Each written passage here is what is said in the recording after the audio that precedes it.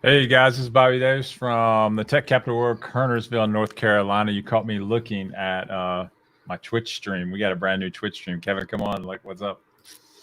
Hey, how's it going? I was looking at the other screen when you popped off the bumper to see. Oh, okay. You managed to mute the other screen? Because I noticed that, like, yeah, because it plays, and I was like, I hear myself twice. Yeah. But yeah, we're on Twitch today. We're on Twitch as well today, as so we cut Facebook off. And we're just going to Twitch so my mom can no longer watch the show. But since she only watches when Brian comes on, my brother, so, you know. Yeah. Difference. Yeah. We're going to have him back on so your mom watches again. You have to get on Twitch, though. Yeah. Yeah. I'm not sure your mom's going to get on Twitch. I just don't see it happening. So. Right. If you're on Twitch, leave us a comment. I want to see if you're on Twitch and watching us. That's awesome. Thank you for joining us. We appreciate it. We're going to talk about imposter syndrome today, but leave us a comment. I want to see it come through so I can put you on the screen. That'd be cool. Yeah. So we're going to Twitch, and, you know, we're not a gaming guys, but, you know, hey, we're going to do some coding Destiny stuff for a second. So. Yeah. Talk about Destiny. We could do that. Yeah. We could do that. So let's say hey to some people. Safiso is here. Hey, Safiso. First one here. Nice. First one, yes, and first comment. Andreas is here. Hey, Andreas, good to see you again. Frankie is here. What's up, Frankie? Adam's here. Hey, Adam. Thank you for being here. Thank you for being our moderator as always. Yeah, thanks, Adam. Maverick's here, and we'll talk about these in a minute because you literally we were watching them just before we came on here, some memes. So we do have some memes to talk about today. So we'll watch those. We'll watch those in a minute. There was a couple. Yeah, we did. We actually liked them all. We're gonna show a couple of them, sure. Yeah. What is that I'm saying? Am I the only one who sees the phrase imposter syndrome and thinks of someone cosplaying as Syndrome from The Incredibles? Okay. That doesn't. I don't get that. No, so but like, maybe that is you, Adam. I don't know. Syndrome. David's here. How you doing? Hey, David. Let's see. Estevan's here too. Hey, Estevan. Looking forward to it. That's why we thought we tackled this one today. Yeah, because I run into this a lot. So we're going to talk about our strategies here at Coder Foundry. We do. We definitely run into it a lot. Yeah. We talk about it all the time. We run into it that much. We almost forget that it's a topic. Yeah. To talk about because we talk about it so much. John's here too. Hey, John. MSV is here. Gupta is here. Abdullah's here. BK's back again. Welcome back, BK. Appreciate it. Hey, look. Adam's here. Post on Twitch. Awesome. Cool. Thank you. We appreciate it. So we're working there. I like it. Thanks for watching. Play with noise on Twitch. Okay, cool. That's cool. I like it. Twitch handle. I don't have a Twitch handle, so. Okay, we're twitch.tv/CoderFoundry. That's how we secured our brand on Twitch, so that's good. And we're breaking new things here, Kevin. We're going to put educational content on Twitch. Everyone's going to flock to it. Sure. We're going to try. Hey, if next week we come back and we're playing games, that's because, we didn't do well on Twitch. So, like, might see me playing Destiny or something, So, like, hey. Exactly. And Hashim's here, too. Hey, Hashim. What's up? I know very well that Hashim has thought about this topic for years. We've discussed this topic a lot. Yeah. Definitely. So Hashim used to work with us, and we've definitely discussed this topic a lot because we've seen it a lot. Oh, here's a good question. We'll just go right to a question. He wants, do senior dads also have imposter syndrome? Wow. Can I answer? Yeah. Yes. Yeah. That's amazing. Yeah. It is kind of Gupta. And the fact that you think they're perfect also tells us a lot. So like, right. And we're going to talk about that the danger in doing it. It doesn't mean that you can't ask questions, dude, because we want you to ask questions. So you asking the question is great. But, that whole like comparison that we make against other people and how we view other people is just insane. Yep. And even with me, man, I mean, like pushing yourself out on YouTube and like coding live, you can have extreme amounts of anxiety about doing that. Like they're going to think that I don't know what I'm doing. And I remember Googling something on live the other day, like I should know, but I just couldn't remember it at the moment. So I Googled it. Yeah. I think that's the thing where people think people memorize the entire lot of JavaScript or the entire amount of C#. Right. So it's just not true. Right. But anyway, we'll get into that. Exactly. So let's start out with let's talk about like where this thing even came from, like the history of this thing, because I thought this was interesting. I didn't really know the history of this thing. I didn't realize how sort of current it was. So it's a term that came about in 1978. Yeah, a couple of ladies, and I'm going to get their names right. Well, not that long, really. Yeah. I mean, it's a kind of a new phenomenon. It's only 50 years old, something like that. Yeah, a little bit older. But a couple of ladies, I'm going to get their names right. Pauline Rose Clance and Suzanne Imes wrote a paper, and it was primarily at the time aimed at women suffering from this. Mm-hmm. They named it imposter syndrome, and they thought it was primarily an issue that women had. Later discovered that it's not. Both men and women can equally have imposter syndrome. But that's its origination, and that's where we got it from. And there's a couple of definitions that I kind of liked. One that I really liked was it's defined as the feeling inadequate despite evident success.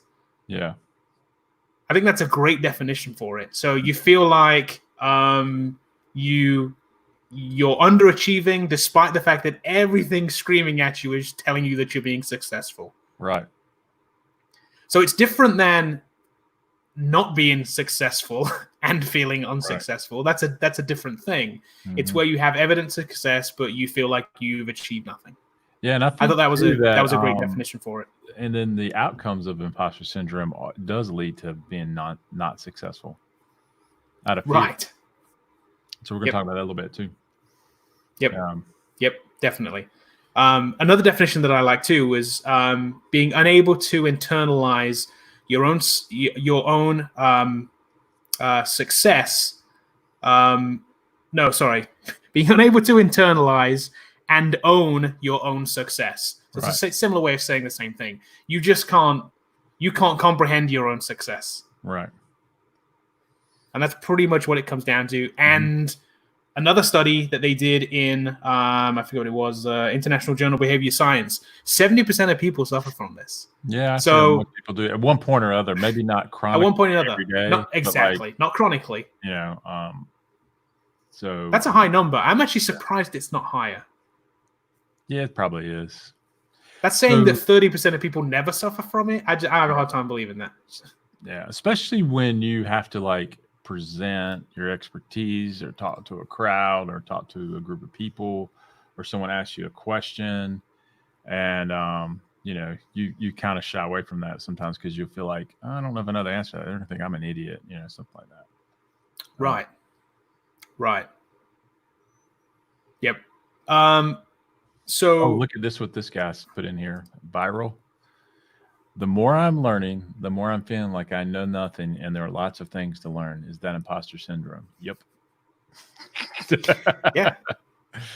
So, and then we're going to talk specifically about coders in this realm and what we have to try to plead and beg people that graduate our program to even apply for jobs because they won't do it because they feel like they don't know anything. when they have 3 full stack projects, 8 or 9 coding challenges, a portfolio, 3 months of intensive study, because they don't know some interview question. They just said, that's it, I'm done. Right. Ooh, here's a great question from Gupta again. Look, when in your career do you as a dev start coping with imposter syndrome? We're hoping you start. You can start right now. We're hoping you start today, man, because we're going to tell you kind of like what you need to be doing. So like that you can cope with this. And I think that's good.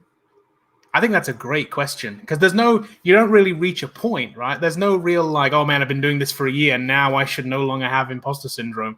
Back to your original question, where do senior devs have it? Yes. Yeah, man.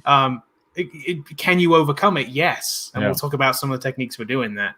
But it's not really a I've been doing this for so long kind of thing. It's mindset.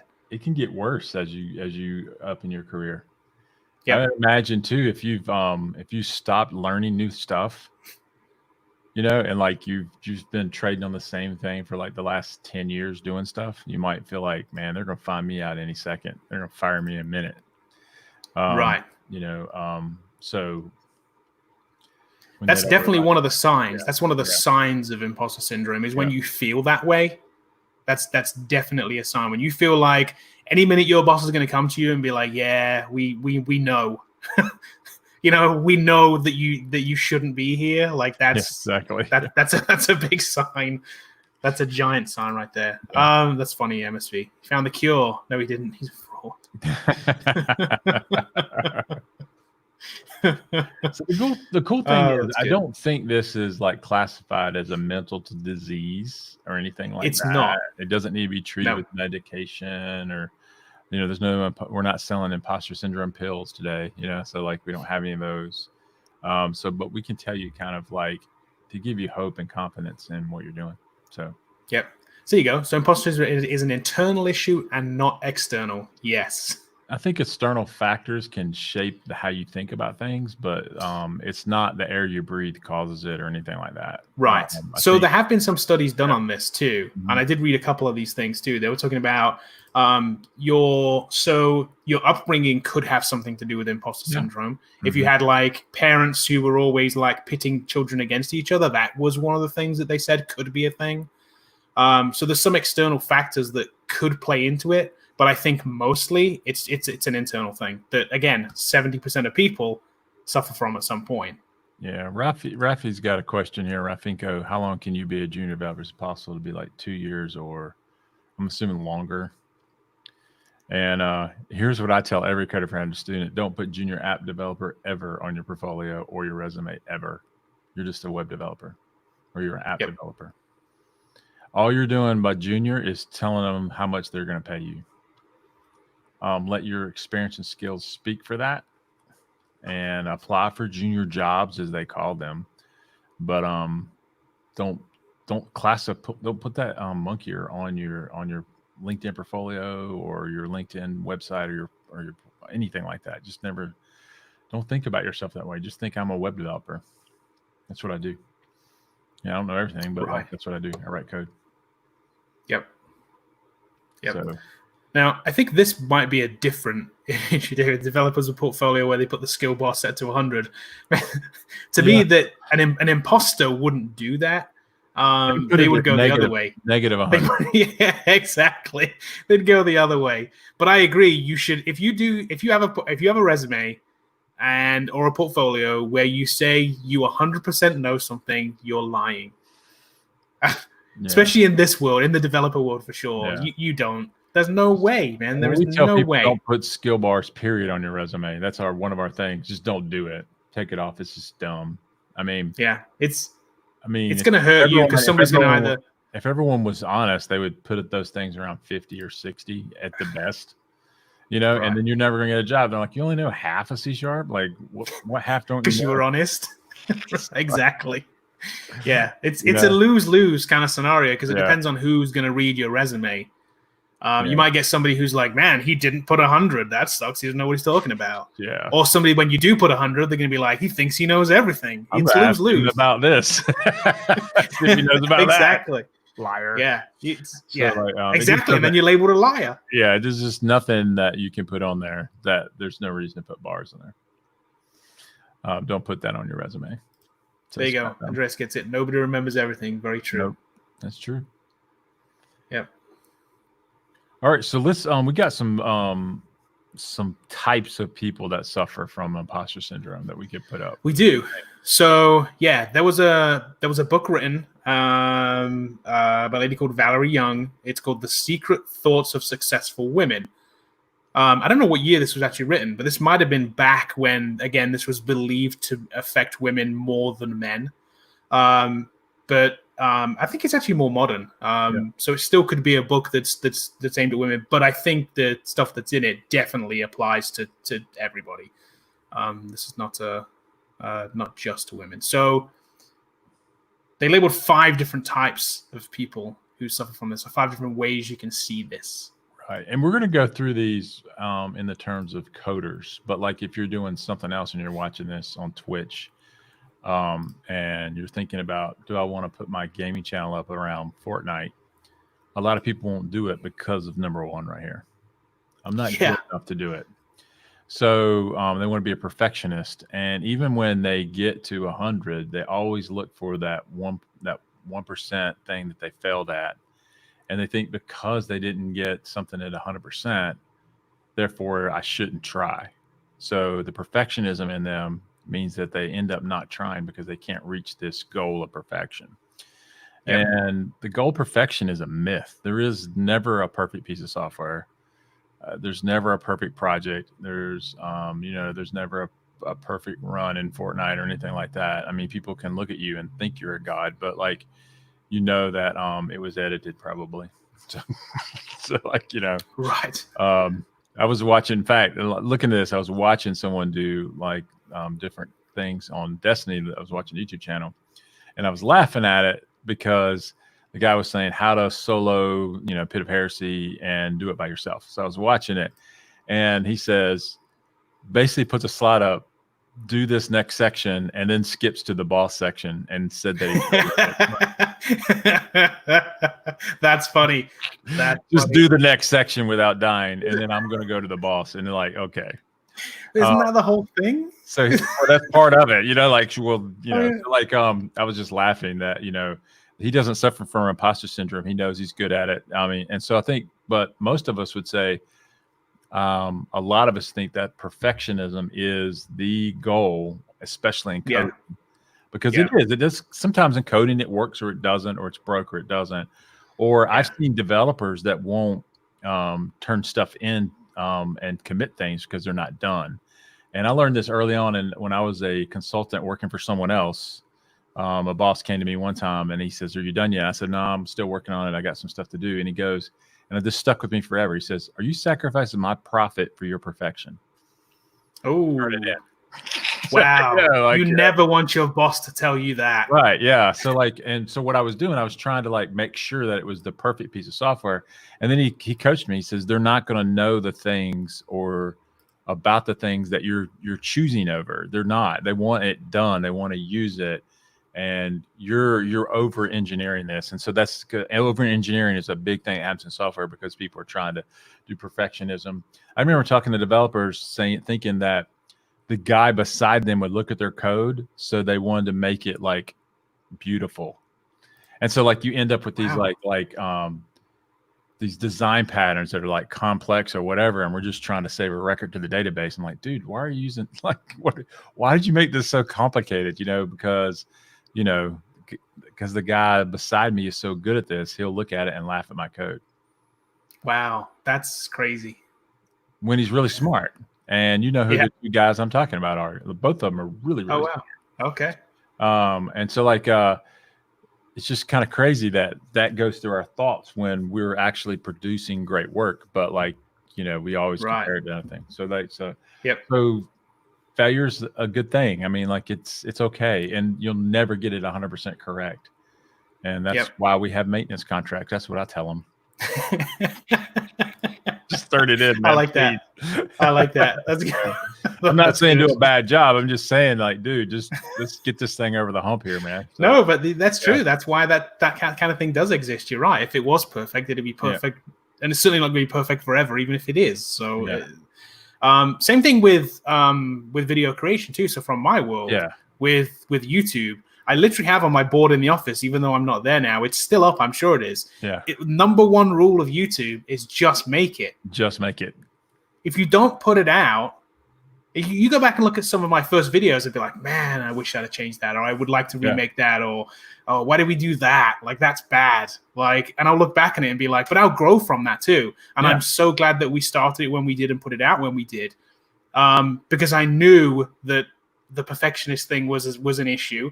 I would like to be a perfectionist. Yeah.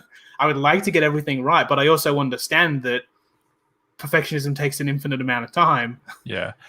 Because I would literally perfect it for months. Yeah. And I think too that if you want to give us success on our channel, I think it's fairly successful, and you're not the biggest channel in the world, but like part of our success in working together, we allowed ourselves the ability to say, we'll fix it next time. We'll fix that audio issue. We'll color correct it next time. We'll buy different equipment. And so when I coach people on trying to start a YouTube channel all the time, I'm like, you just got to start, man. They're like, but I don't have a pocket cinema like you do. And I'm like, just doesn't matter. Point your phone.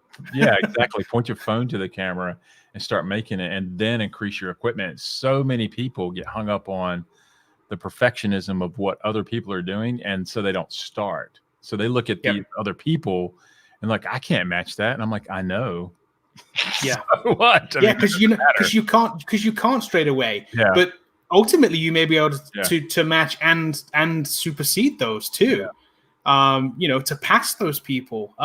Same for you guys that like. So you said earlier, like Twitch streamers, right? People don't start like streaming games because they're not good enough at it. Right. Just do it. Just start it. You never know. Tell this story a lot. The one guy that we know that was terrible at FIFA got signed by his club, and now he's like in the stands with his own logo on it, and he sucked at FIFA. But he was streaming games. He's bad at it. Yeah, he was funny. I mean, he made fun of it, but like that's the thing. You never know. You never know what you have. You may have a thing because you made it and threw it out there. Go back and watch some of the early videos from some big YouTube guys. Go back and look at MKBHD's videos at the beginning. Yeah. And look what he's doing now. And that's it. We would consider his stuff now be like, wow, that's perfect. Go look at the first PewDiePie's. Actually, he hasn't increased his capability. He stayed the same, but he's the most watched YouTuber on the planet. That's okay too.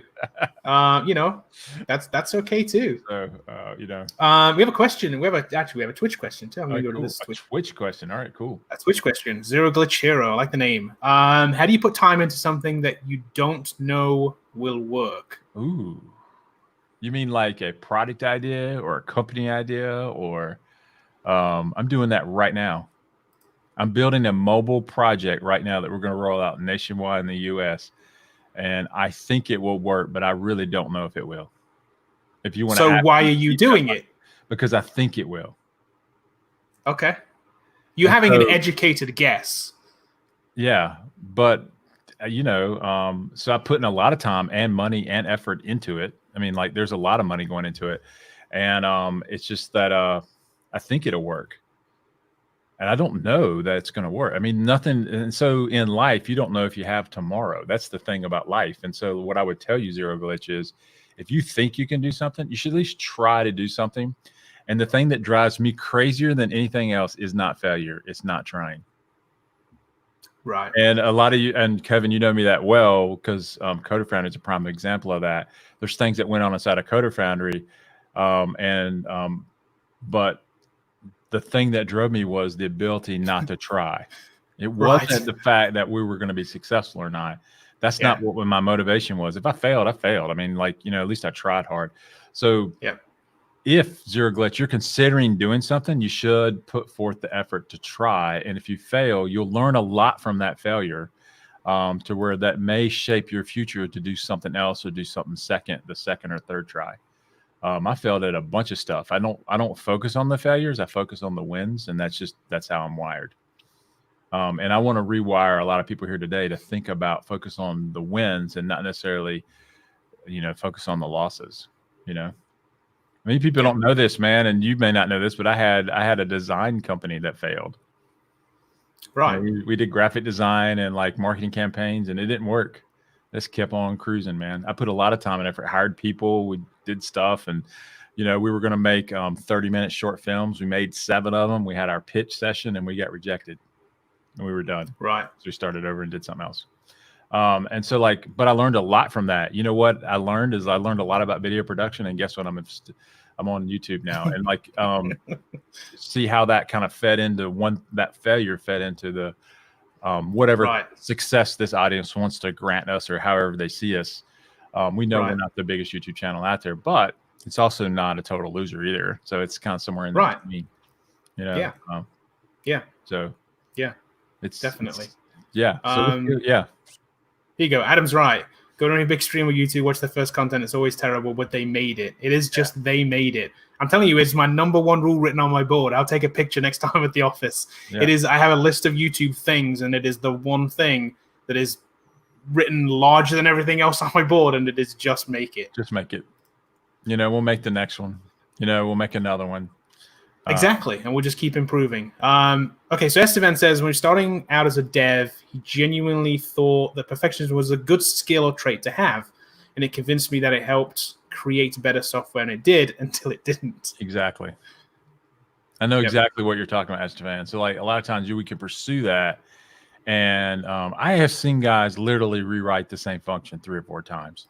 Like, the first time it worked, then it was this, and then it was this, and then it was that.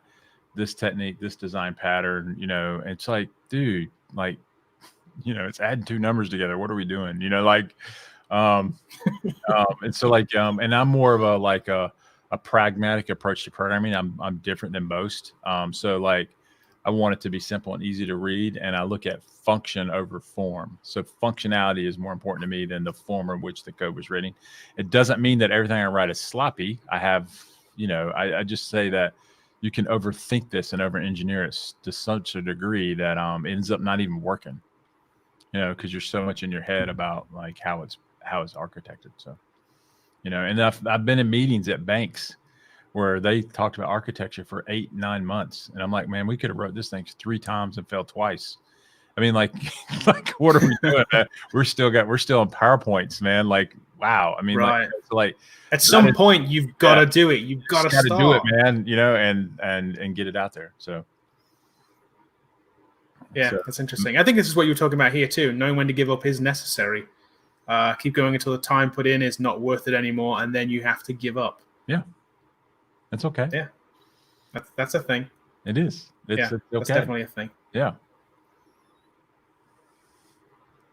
Okay. Let me see other questions here before we move on to this next one here. Zero Glitch came back and said, it's hard to take risks when it comes to time/money when those are both so valuable right now. Yeah. If it's your time, you can spend your time on something. You like, people think time is a commodity. It's really not. Time is like, right now I'm spending my time on YouTube. I could use that time on something else. So Zero Glitch, you got to figure out like, what are you going to spend your time on? Because your time will be spent. You can't save it. It's going to be spent on something. Now, money's a different thing. You can't save your money, but you can't save your time. And so like, if you're talking about like starting a business or writing code or writing a project or whatever it is, there's no better time to start it than like today. Right. And if it fails, you'll learn something. I promise you that. But time is valuable, but it gets spent no matter what you do. You can't save it. Yep. Hey, I'm guessing this is Antonio. Hey, Antonio. On Twitch. On Twitch. What's up? He's on Twitch. On Twitch. All right, man. We got some Twitch fans. We do. Thank you, everybody, for watching us on Twitch. Yeah, thanks. Awesome. It's our first day here. So first day on Twitch. We're YouTube and Twitch. So thank you very much. We appreciate it. They should. That should be YouTube's motto, Maverick. It should be just make it. Just make it. It would encourage more creators onto their platform for sure. Yeah. And then David, he says that we would get in trouble if we did it. Why? For doing what? What do we do?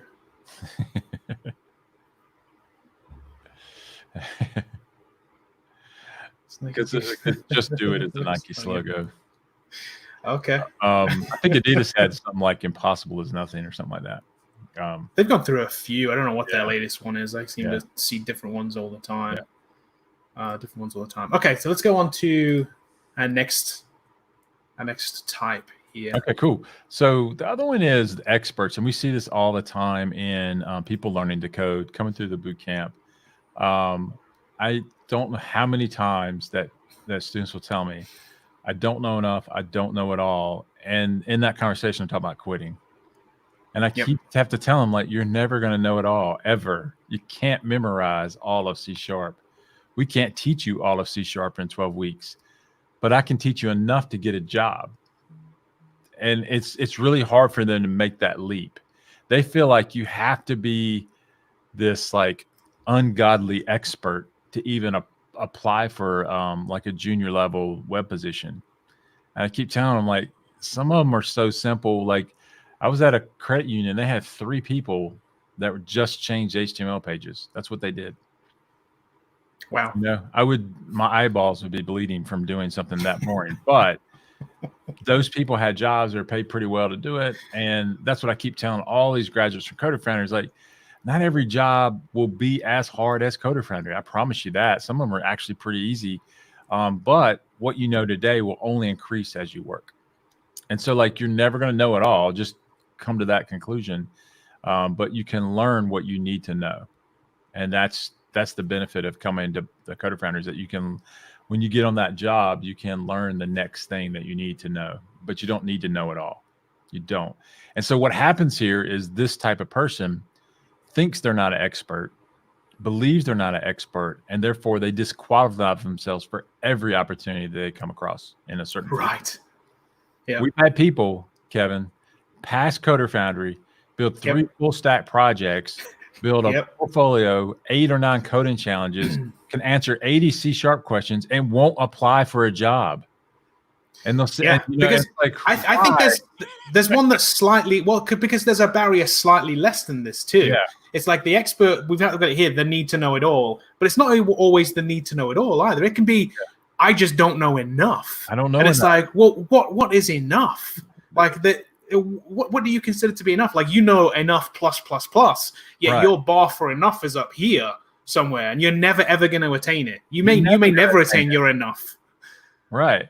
So we have a coding challenge that went out today, and then so some of them said, I don't know, whatever, and they're not going to do it. And I'm like, that's crazy. Like, just Google the thing and start doing it. Like, just like figure it out. What they don't understand is if someone would just do this thing, they would get a job. All you gotta do is complete it. And like, yes, I'm gonna have to put a lot of effort, learn something new, maybe risk failing, and then just do it. And it's you know how we know that's true too? We watched somebody else just did it and get a job. It's like, it's just so, like, what I want to do is tell the audience here is, like, you probably know more than you think, and that you may get turned down for jobs. That's true.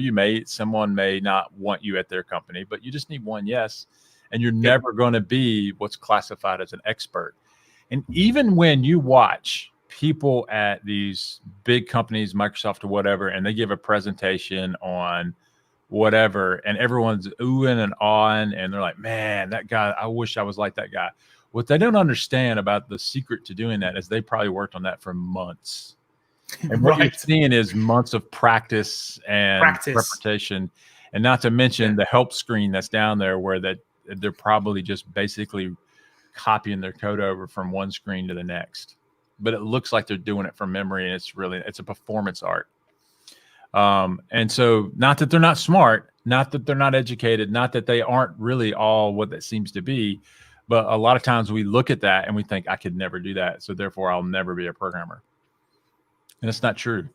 You don't have to be that person to make it in this field. I was in a Twitter conversation I had, and the guy since deleted his tweet, but he was saying that you had to go to college to be a programmer because all of the inventions came out of university. And like, if you don't go to university, you'll never invent things like the internet or whatever. And we were sitting there laughing about it, except for Steve Jobs is like Jack Dorsey. Yeah, exactly. Other than that, I mean, everyone went to college. And so, like, so, I mean, that's that's the thing that people will in your life will tell you that you don't know enough. And what I'm telling people that come out of Coder Foundry, you absolutely know enough to do this. And most of you, if you're building a project, like we say all the time, and you've built one from scratch, you know enough to get a job. It may not be the job that you wanted, but it'll be somewhere you can get paid, and then you'll learn more as you go. It'll get you in. So it'll get you in. We have some great questions here, by the way, too. Maverick's got a good one. This is a great question, Maverick. Do experts or senior devs use Stack Overflow? Every single day. That's why it's one of the largest. I would guarantee it. Yes, every single day. And there's a lot of people out there that just troll people, but like for the most part, I guarantee it, man. I'm on Stack Overflow all the time, looking at stuff. You know, yeah. Yep. Everyone uses it. That's why it exists. That's what's cool about it. Here you go. Antonio using it now. Using it now. Antonio's working on the product, by the way, that Bobby was he works about. on my staff. So like, yeah, he's using it right now. What am I going to go in there and fire him because he uses Stack Overflow? No. Come on, man. Everyone uses it. So everyone does. I mean, and that's the thing is there's people out there that want to that try to gaslight you and believing that you're not good enough. There's a lot of gatekeepers in this industry that you think that they have C# memorized, or they have Java memorized, or they know everything there is to know about web development, and it's just not true. Right. You know, there's some things I just can't remember sometimes, you know, like in certain HTML elements I Google every single time. Like, I don't know why. It just, I think it's because I don't commit it to memory, because I know that I can just Google it real quick. Exactly. You don't have to. I think there's lots of things that you do not have to commit to memory. Yeah. We've talked about this a few times on this channel, but from me as a design perspective too, I do not commit but one hex code for a color to memory. Yeah. I don't need to. I don't need to. I know I can go look them up. Except the orange for Coder Foundry. I know what it is. But every other one I don't, because I just that's it. I know I can look them up. It's a waste of brain cells for me to remember that stuff. I'd rather remember that, hey, here's where you go look it up. That's what, in my mind, that's what a smart person does. Yeah. So look at this. And then he said he started another great question. 50 online course and got stuck with a problem. Tied, man. I don't know the problem. And I can't get myself to move on. All other rules allow me to move on. I feel like I am not good enough for the next challenge. Yeah, you are. Move on. Move on. Move on. Just move on and start the next one. You know, maybe you'll learn something. The next one allows you to go back to it, or you'll solve it later on. So you'll come back to it later on and be like, man, I got stuck on that. Yeah. We see that with students all the time too, right? They'll get stuck on stuff early on in the class. We'll be like, skip past it. Go, just forget about it for now. And they'll come back and they'll just be like, wow, okay, I got stuck on that. Like, that just seems like such a silly thing to get stuck on. Yeah. So just move on, man. Especially since rules let you. Yeah, definitely. Here's another good question too. Look, this is a great question about sort of HR gatekeepers probably, but what is a junior role and associate role differs? Because I saw a job board description that says associate software engineer. The answer to that is apply. Job description title. Yeah, period. Exactly. That's Apply to that thing. Show if you have a portfolio, which you should have one. If you don't, make one and apply and show them that and get the job. Do not allow a title, an over-engineered job description or anything keep you from doing that. Now, some roles are meant for seniors, and you can read through those, and you're fine. And if you've never worked before, you typically can't get those roles. But if they're advertising that they want someone that knows how to do things that you know how to do, apply for it. You know, so that's kind of cool. All right, so what's our next one? So we don't run out of time. Yeah. What time are we? We're good. We're good still on time. Let's go to the next one. Next one is The Natural Genius. Yeah. So a lot of you probably feel like maybe, wait, this doesn't apply to you, but I see this a lot in Coder Foundry. I see people come in that score high on our exams that are really, really smart individuals, and they drop in the first 2 weeks because everything in their life up to that point, you know, was real easy. So like, you know, you went to high school in America, and American high school is fairly easy in my opinion. But like, then you get into a coding boot camp, and like, you feel like oh, this isn't that easy. I'm gonna have to work at this. I'm gonna have to like work at this. That means I'm not cut out for this. So like if it doesn't come naturally to you or come easy to you, you quit because you feel like you're no good at it. And because everything else has been easy. This one thing, suddenly a challenge. Yeah, and working hard at something is actually good. I mean, like anything worth doing is actually hard to do. So like, especially learning to code or getting a software job in the beginning, it can be very difficult, and you may not have a natural talent towards it, but it's definitely knowable. It's definitely learnable, and it's something you can do. It just means you have to work hard at it, and don't quit especially after 2 weeks. I mean, it's kind of crazy. Right. Yeah. Right. Yeah, you're right. You've had conversations with people that have been like, look, don't quit. Here's why. Yeah. You definitely got this. And you're right. Some very smart people have like self-assessed. And you've had to have that conversation that says, no, you're actually wrong. Yeah. you need to stick at this. Yeah. Esteban has a great quote, and I'm going to speak to experience on this. I feel like many job posting descriptions further perpetuate the issues associated with imposter syndrome, especially when I look at all those preferred skills or requirements. I have seen job postings that I am on the inside of the job, and they'll put skills in the job posting that I know that they aren't even doing it in the company. And I've called people and it's like, dude, you're not even using Salesforce. Like, why is that on there? Why is Apex on there like preferred? We might use Salesforce one day. Why are you trying to find someone that knows Apex? We might use it someday. So you got to understand that some of these job posts, and then HR is sometimes making them, they have no idea. They may have a job post from 5 years ago. They just keep like refreshing and it's not really updated, and they don't know technology, so they don't understand it. And so like, or they may use Salesforce, but they're not like coding on it. So like, we're building websites in the internal IT company. Why do I have to have Apex knowledge? I mean, so like, there's a lot of things about these job postings that you're not doing. So I look through there, and if you can hit the main things like ASP.NET and C#, SQL, okay, I'm applying. The other stuff preferred, which means it's not necessary in my opinion. Here's my general rule with this. You're right. They will say required and preferred. Preferred means just ignore it. Yeah. Even required, though, to a certain point, my general rule is I would say if you can hit 50% of the required, apply.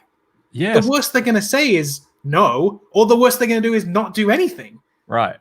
But you never know. You might have some other experience on there that they didn't ask for. Like your last job was at a car dealership, and they're like, oh man, okay, like that fits because we're going to be making a car app. So you just don't know that. You don't know. And then if you don't have a degree, but you have a portfolio, apply anyway. Even if it says, 4-year CS degree required. I promise you, not everyone that's working in their IT department has a 4-year CS degree. I guarantee it. We know that's true. That's not true at all, man. Like, and maybe they all do, but they got it in 1987. Right. So the stuff, or maybe they got it on the job. College. It's like no one's teaching how to do MBC in college. It's nonsensical. So like, and then if the company turns you down because of those things, that's fine too. Apply to 100, get one job. So that's kind of how we look at it. All right. Thanks, Esteban. Definitely. Just a quick thing, Christian. Thanks for joining us at 1 a.m. in the morning. That's awesome. Thanks, man. Thanks. I'm glad we didn't keep realize you awake. it was that different. 12 hours in the Philippines. I didn't realize that. So. I guess it probably is like literally halfway around the world. Yeah. So that's cool from where we are. Okay, let's go to our next one. All right, cool. The soloist. You must work. At CoderFounder, we do advocate that you do all your work alone. We think that's important, but that doesn't mean you work on your own. All your work is your work, and so a lot of times, guys in programming won't ask for help on teams, and they've got to do everything by themselves for themselves because they feel like if they ask for help, that's somehow a thing of weakness. I don't need help. I've got this, and then they'll make the team slower. They'll miss the deadlines because they won't ask for help when someone could have answered the question in 5 minutes and they don't spend their wheels for 40 hours researching a topic they're not familiar with. But they want to. So you're saying I shouldn't spend a week looking on Stack Overflow? Yeah, I don't think so. I don't think so. should ask for help after that, like, and so I think that if you're working in a team specifically, you should always ask for some help, or ask questions, clarifying questions, or things like that. That's why rubber duck debugging works so well. It allows you to verbalize your problem to someone else, and then sometimes you'll solve that yourself, and someone may have a great insight that you can use. And oh, I didn't think about that. Okay, I'll just do that. Yep. So don't think you have to do it all by yourself. Find people that you can bounce ideas off on. Ask for help. So that you don't do this. So I know a young programmer now that won't ask for help for nothing. He'll miss 10 deadlines, but he'll never ask for help. And missing the deadline is worse than not asking for help. So yeah. Yep. There's a fine line here too, though, right? There is this, and I think this is something that you've talked about before too, is there's this asking for help isn't the first thing you do. No. Right? It's not the first thing you do. Like, you see this all the time. Like, somebody will come to you and be like, hey, so how do I do this? And be like, have you looked it up? Have you Googled it? Have you searched for it yet? Have you Googled it yet? Have you set a breakpoint? Right, exactly. So there's certain things you'll point people towards first. But ultimately, I think the advice here is don't not ask for help forever. It's like, try yourself, give yourself an amount of time, then ask for help or seek out help, whatever that may be. That goes for more than just this. It goes for just about practically everything. Yeah, it works in action movies where the guy says that he always works alone. He's an assassin. He always works alone. He doesn't have help. Yeah, until the sidekick comes along. Exactly. And you can tell there's always going to be a sidekick that helps him, saves his life and stuff like that. Yeah. Yep. So yep. It's usually the grizzled veteran, is the one that doesn't need help. But which in our case could be Grumpy Coda Guy. I don't know. But Grumpy Coda Guy is going to have an issue, though, if he tries to go solo and can't find an answer, because he's not going to ask for help. And then you're right, he's going to have a big issue because he's not going to meet a deadline, and then the company's not going to like that. Yeah, I like this attitude right here. Chris Louis 4. What I've noticed is the more you apply, the more rejection you get, the easier it gets. You become desensitized to it. All you need is one win. Yes. Yep. It's okay, man. Yep. I didn't want to work there anyway. I'm moving on. And so I think it's definitely easier. It's when you won't apply because of this fear of rejection is what we're trying to coach you out of here. This is difficult to try and tell people too. Like, students at Coder Foundry, it's difficult to try and tell them at that point. Like, just apply for everything. Like, I get it. You're not going to get everything. You just apply for them. I saw this. So there's a subreddit called, I think it's Data is Beautiful. And there was a guy who put a thing on there. He put a visualization of his job search. And I can't remember what the area it was in, but his job search he had this data visualization of it. He applied for 170 things, right? Yeah. He got down to getting 4 interviews and 1 offer. I'm like, wow, okay, 174 things, 174 actions he took before he got the 1 offer. I was like, that's what you need to do. Exactly. That's what needs to happen, because you need to find that one. It's like a needle in a haystack, yes, but that's the effort that it takes. You need to at least prepare your mind to apply to 170 things. Prepare yourself to do it. You may get the first one. You may not take that long. Yep. Yeah, but but prepare your mind emotionally and say, all right, I'm going to get turned down a bunch, but I'm going to get a job. That's what I'm going to do right now. I'm going to apply and apply and apply, work on my skills, and then take constructive feedback, and then motivate me to keep getting better. And it'll be good. I think you'll be fine. Yep. Here we go. What's Damien say? Even if you're working solo with a company, rubber duck off another programmer, a friend or colleague without breaking any NDA, obviously. Yeah, don't break some NDAs. Yeah, you're right. You don't always have somebody to talk to where you are, so you may need to reach out to somebody. Yeah. Just a trusted person that you can say, hey, what do you think about this? Okay, Chris Lou said, it was definitely tough getting the first rejection and not hearing back. You guys help with perspective and not sweating it anymore. Cool. Awesome. I'm glad. Yep. You won't get this is what the other thing he's going to do that. So here's the bad news about public job applications. And this is why you work with recruiters, because not every job that is out there is an actual job. And so a lot of companies go through resume collections. Recruiting firms will collect resumes. And so they'll do that so that they can have context to try to find out for the next job, but it's not a real job. And so you get ghosted in the very beginning, and you don't realize there was no job anyway. You didn't really get turned down. It just wasn't a real job. Right. It looked like one. And so you just got to realize that's why you got to apply to a bunch of them. And then some companies will work with 5 or 6 recruiting firms and simultaneously, and you're applying to 6 jobs. It's all the same location. So there's that goes on too. So like sometimes it's not as you thought. You got turned down 6 when you only got turned down once. Right. Yeah. Yep. A couple quick things here before we move on to the next one. So yes, that's exactly what we're saying, Randall. Be mentally prepared for 100 rejections for 100 applications. It's okay. Just need one. Even if you feel like you see one, it's like, man, I really want that. Yeah, I know. It's an exact fit for me, but you never hear anything. Just don't take it personally.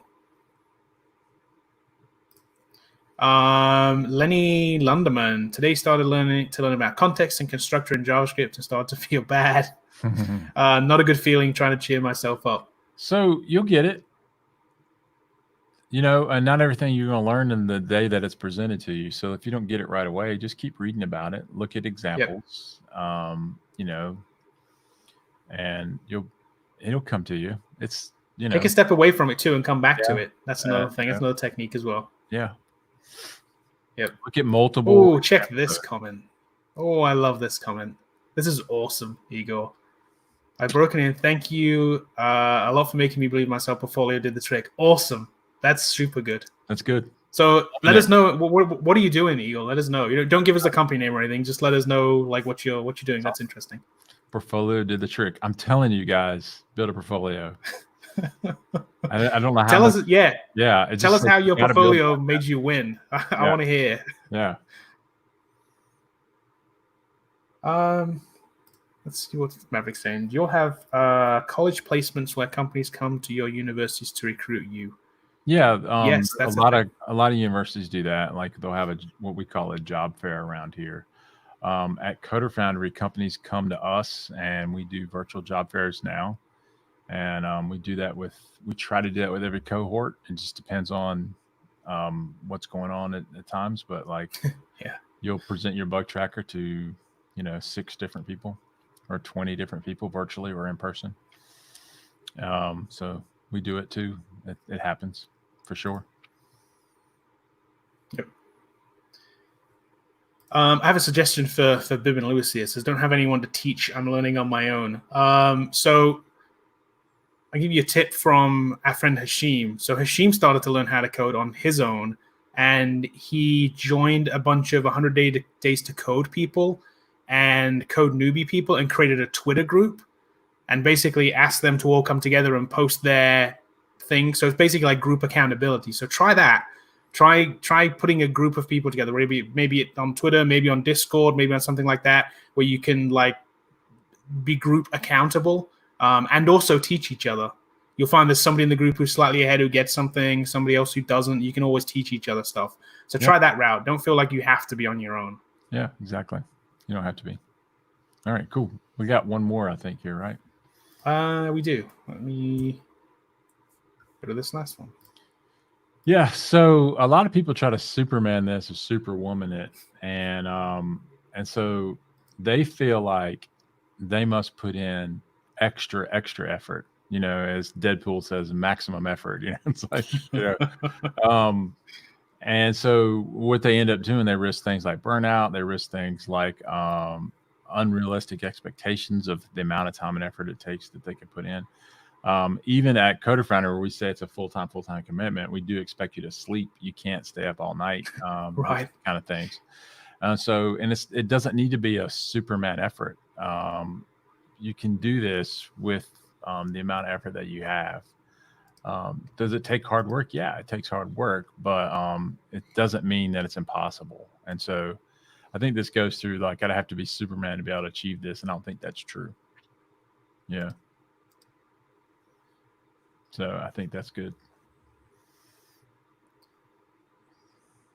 So okay. Here's a question.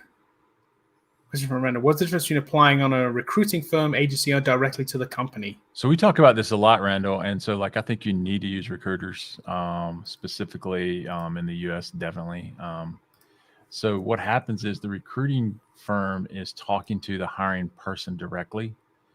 And even when HR posts that job, the recruiting agency has already passed resumes to that person even before the job was posted.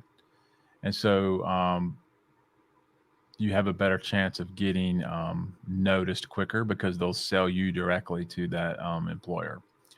Now, some companies don't use recruiting firms, and so you apply direct to the company, typically larger companies, but even large companies use recruiters too, and they're using both.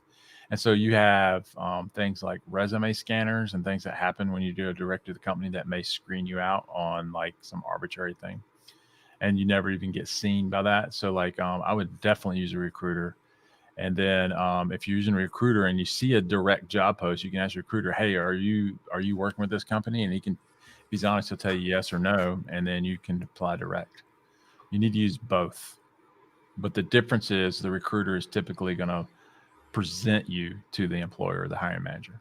Whereas a company, you're just throwing your resume over the wire. It's like getting a referral, isn't it, from somebody? Exactly. It's like, hey, as a recruiter, like I'm vouching for this person.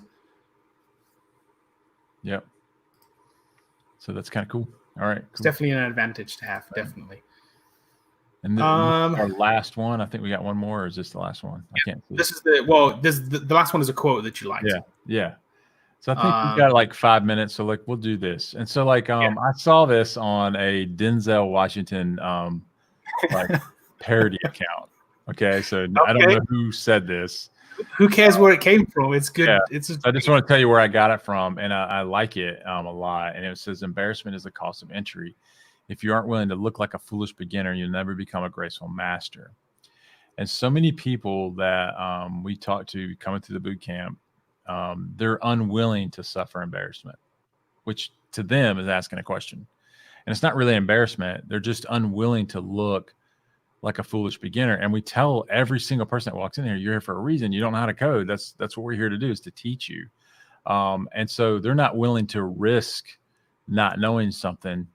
So they never teach the master status or the graduated status or the coding status because they're too afraid. And so like what we tell people before, in a weird way, it's very self-centered and ego driven, where you like, even though you don't know what you're doing, your ego won't allow you to put yourself out there to ask someone to tell you how to do it.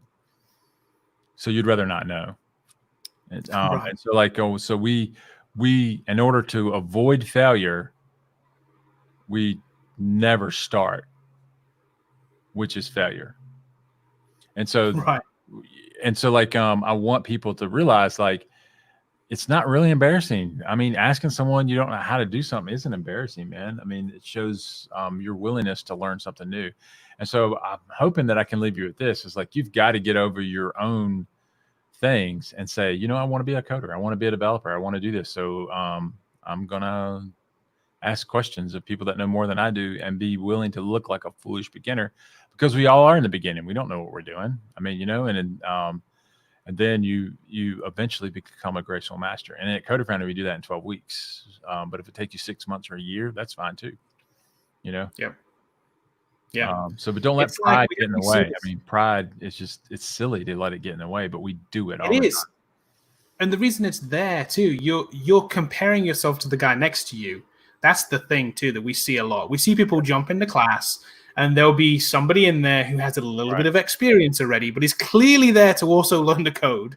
Yeah. So you're in the same boat whether you think you are or not. Right. But you will compare yourself to that guy or girl and be like, man, they're so much better than I am. So it'd be stupid of me to ask this question because I should already know it because they already know it. Mm-hmm. We see that a lot. Or their work's so much better than mine. Like, oh, I can't show you. I'm not going to put mine on the screen because mine looks terrible. Yeah. Compared to Joe's over here. So I tell students this all the time, you know, especially when we're talking to students late in the course and, you know, we're reviewing portfolios, reviewing bug trackers, reviewing financial portals. And I'll have a student all the time. It'd be multiple students say, man, you know, Frank's is so much better than mine. You know, and I said, you know what's good about that? And she said, and this person said, what? And I said, well, Frank can only get one job. There's thousands of them. So let him go get one of those jobs and you go get the next one, you know, get the one that Frank doesn't take, and quit comparing yourself to someone else. You know, what they don't know is Frank's asking me questions. he has the same doubts about like everything else, you know? And so like, I think that you need to, don't look at others and compare yourself to others, and just look at what you know how to do, embrace those successes, and show that out and keep learning. And I think this is true right now. This is true. I love this comment right here. We never stop learning anyway. We're always students, whether we realize it or not. And that's true, man. I'm learning something new every day. I don't know how to do everything. But if people know me well, I am not afraid to try or fail. And that's like, if I don't know how to do it, I'm going to learn how to do it, you know, and I'll ask people, or I'll go on Stack Overflow, or I'll watch a tutorial. You know, if I don't know how to do it, I'm going to teach. I continually learn, you know. So, and in our job, man, that's the way it is, man. Blazor comes out, no one knows how to do that, so you got to go learn it, you know. Right.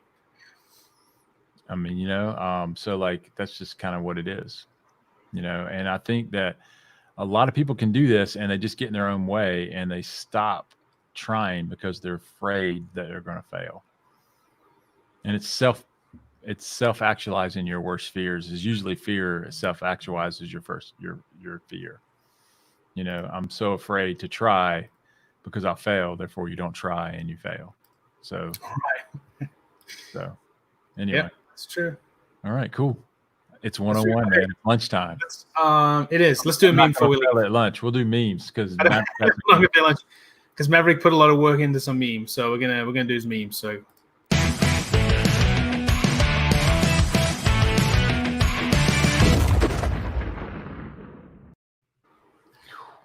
So let me share explosions for the day. So let me share. We call this segment Maverick Memes because he's always putting these out there.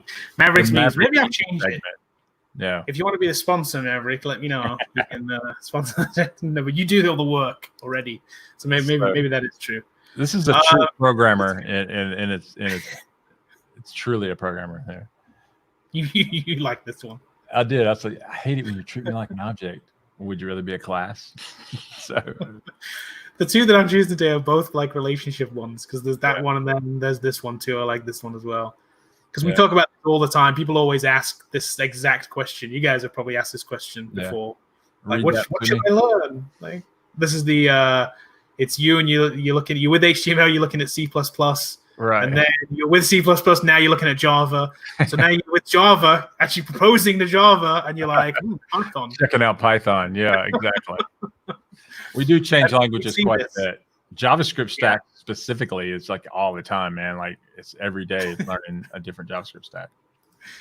Yeah. So, and speaking of that, has anybody here learnt Dino? Remember Dino a few months back? Sure you guys were all over this thing. Like, I'm interested to know if anybody has actually picked it up and what they think of it. Maybe we'll talk about that tomorrow. It was all the hot thing for about a day. For like, yeah, exactly. Everyone's all over it for a couple of days. But I'm just wondering. So I'm not saying it's bad. Wants to know about our code challenge. It's coming Monday. So this week's a short week. They were announced it on Monday, Maverick, and we have a brand new coding challenge. And we'll tell you more about it on Monday. So be here on Monday to learn what you can win and what you have to build. And we're going to run it over the same time frame, like week. We're going to do Monday through Friday, and we'll do the same rules. We'll probably do the 8:30 again entry for on the Friday morning, so you guys have plenty of time to. Yeah. So if you get something next week, we got something that we think is another portfolio or coding challenge worthy item, and I think you'll like it. It's going to be fun. I don't think it's that hard though. So I think everyone can do it. No, it's interesting. I think this one's interesting. We're gonna leave the certain parts of it like more open for you guys. Yeah, we're gonna give you like the new kind of like, we put a little twist on this to give you more creativity around what you build, even though you guys knocked out the park last time. So yeah, exactly. Exactly. We're gonna give you even more like bandwidth and more creativity this time, more creativity options. So that's great. Yeah. Dino is to conquer the future. Of course, I didn't even touch it. Yeah, exactly. Shriek says nope. Says nope. Does anyone still use that up thing? Yeah, Brock said it's going to be a long time before Dino takes Node, if it ever does. Yeah. They may just exist in parallel. I mean, like that's a lot of times these libraries just never. There's so much. I would say there's a ton of node projects out there, and them converting to Deno would take a lot of time and effort, and they're just not going to do it. So like, so we'll see what happens. That's why I'm saying just unless you're an established developer and you want to learn Deno for fun, that's how you should be approaching it right now. I want to learn it, see what it's about, and same way with WebAssembly last year. So anyway. All right, so we got one last thing tomorrow. Keytron Evans tomorrow. He's going to talk about another resident hacker. So it's going to be good. It's going to be good tomorrow. He's talking about he's going to show us a practical example of how you get hacks working from home. Yes. Like what you need to know security-wise working from home. Yeah. And I don't know the details of this, and I'm super interested in this because I guarantee you, I'm wide open. No idea. Yeah, you're gonna go what? I'm never gonna want to go on the internet again. So we're talking about that tomorrow. I'm interested as much as you guys are. We're not gonna hack you. Keytron might. I don't know. He's a good guy. He's a good guy hacker. White hacker. He's not there to hack you. He's gonna tell us how to protect ourselves. That's what he's gonna do. The scary thing is if you'd let him permission to, he would. But probably.